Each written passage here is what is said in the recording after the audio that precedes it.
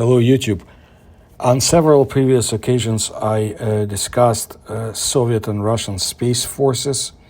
It's a fascinating subject, but today I do want to talk about China. You see, Chinese military scientists have unveiled a space war gaming system that was previously shrouded in secrecy. With a user-friendly design, this system has the power to simulate and foresee the intricate process of space combat, according to its developers in China. But it was not just a tool for the Chinese military operations, but also for shaping and sharpening the finest space warriors and commanders on a large scale, again, according to the developers. And it was developed by National University of Defense Technology in Changsha. The system has already proved its worth in a covert space mission. The team, led by Associate Professor Zhang Jin, wrote in a paper published in the Chinese domestic journal National Defense Technology in October of 2023.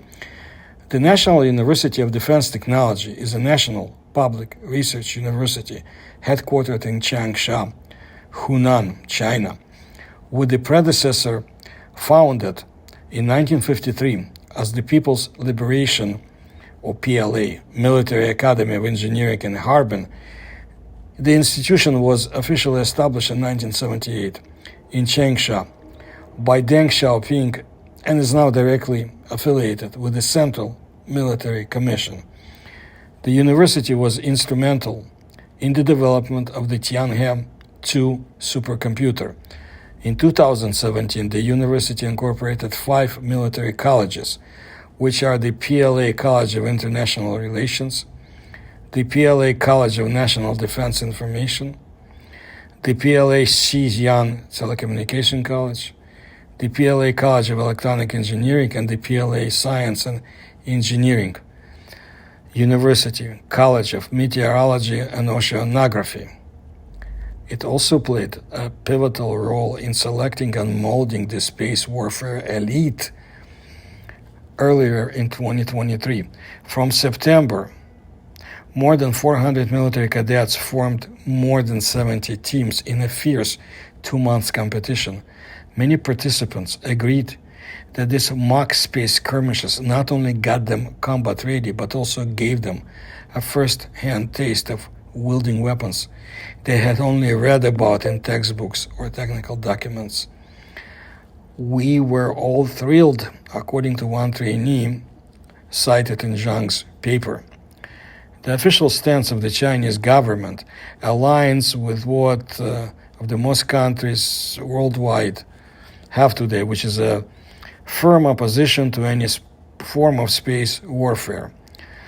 Zhang's team paints a dire picture of what space war would mean for the planet. A conflict in space would affect all the infrastructure that orbits Earth, plus the ground systems that support them, including rocket launch pads and large radar stations. Planes would be blinded, ships would be lost at sea, there would be mayhem in cities, and remote communities would be cut off from the world. Services that mankind today takes for granted in a day-to-day life, such as weather forecasts or live international sports broadcasts, could be disrupted. Actions taken directly against satellites are seen by some as tantamount to igniting a nuclear war, the team wrote in the paper. Amid the chaos happening down on Earth, space would become littered with debris from the conflict. Hurling through the void with destructive velocity, those fragments could then collide, leading to an explosion of debris in the near-Earth orbit. This would pose a threat not only to still operational facilities in space, but also to humanity itself, potentially trapping mankind forever within the terrestrial bounds. Well, space debris is hurling all over the space now anyway, but that's what they put in the paper. Of course, the Chinese government has pointed the accusing finger at the United States. the nation that first established a space force, labeling it the instigator and primary driver of the ongoing space military race. The Chinese military, on the other hand, claims its own preparations for space warfare are a mere counter to the moves by the United States and its allies. But of course this is incorrect. It was the Soviet Union that had established the first space force in modern history. And again, I described it in my other videos. As for placement of weapons in outer space and military space race, I think all major nations, superpowers, and even regional powers are very much interested in weapons in outer space. Now, the space wargame developed by Zhang's team is fundamentally different from any wargaming system previously used by the People's Liberation Army. One of the most notable features of the system is that it can make the Earth transparent in the operation interface, meaning users in the Eastern Hemisphere can clearly observe situations in the Western Hemisphere in real time.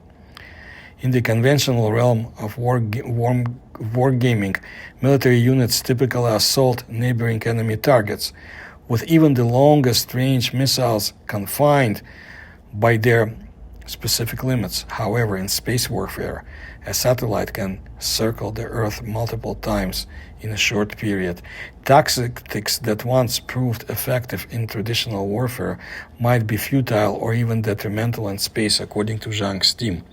In space, the slightest changes can wield immense influence in a war.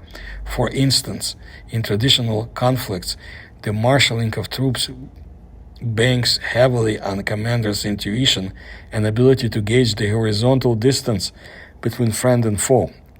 But in space, another layer is added, the altitude of orbits.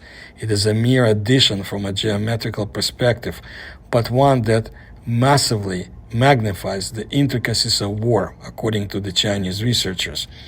Also, as the movement of objects in space can often surpass the grasp of human minds, the military may need to rely more heavily on machines to guide decisions and carry out commands. This places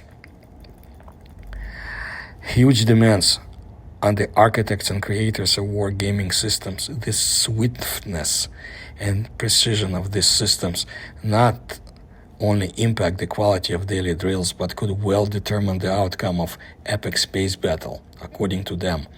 The researchers also listed a number of challenges they encountered during the development of the space wargaming system.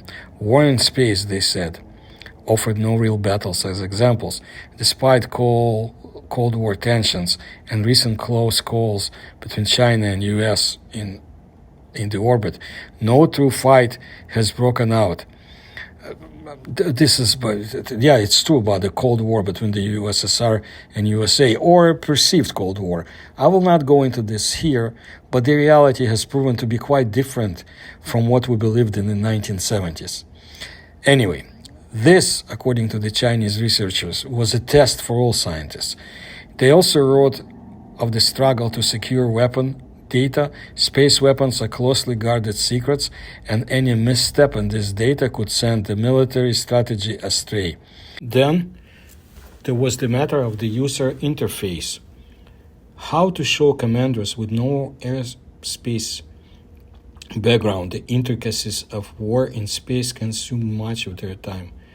Meanwhile, to ensure the system would run smoothly, even in the most challenging moments of war, researchers had to consider computational complexity while making sure the calculations could be performed on a mobile military computer. To achieve this, scientists employed parallel computing technologies, typically used only in supercomputers, improving computational efficiency and enabling inferior military-grade CPUs to produce simulation results within a short time frame. Zhang's team cautioned that the wargame was still young and extensive functional expansions and performance optimizations would be necessary in the future to meet the PLA's demands for addressing growing space threats. Chinese officials labeled Elon Musk's SpaceX as an unprecedented challenge. The company has launched thousands of Starlink satellites into space and plans to continue launching tens of thousands more in the coming years. Chinese military researchers have openly stated that as a result of their use in the Russian-Ukrainian war, Starlink satellites and the launch sites of SpaceX would be targeted by China's hypersonic weapons, as these satellites could potentially be used to collide with the high-value Chinese assets, such as military satellites and space stations. The Chinese military is actively developing a new generation of anti-satellite weapons, including high-power microwave emission devices and laser guns. Well, additionally, the Chinese government plans to launch about 13,000 low Earth orbit Internet satellites equipped with military payloads and to establish a counter-deterrent against the United States. In 1967, the US, UK, and the Soviet Union signed the Outer Space Treaty, which was either ratified or acceded to by 105 countries, including China. It set in place laws regarding the use of outer space and banned any nation from stationing nuclear warheads, chemical or biological weapons in space. However, the treaty does not prohibit the placement of conventional weapons in orbit. So, such weapons as kinetic bombardment, meaning attacking our planet with a projectile, are not strictly prohibited. Some researchers believe that China sees space warfare as its best chance to directly compete with the United States militarily, since it has no blue water navy, nor anywhere near the assets and firepower capability that the United States military has. So that instead of trying to match the United States Navy and Air Force, China believes it can gain an advantage through production of highly specialized missiles, spacecraft, and platforms to send to the moon.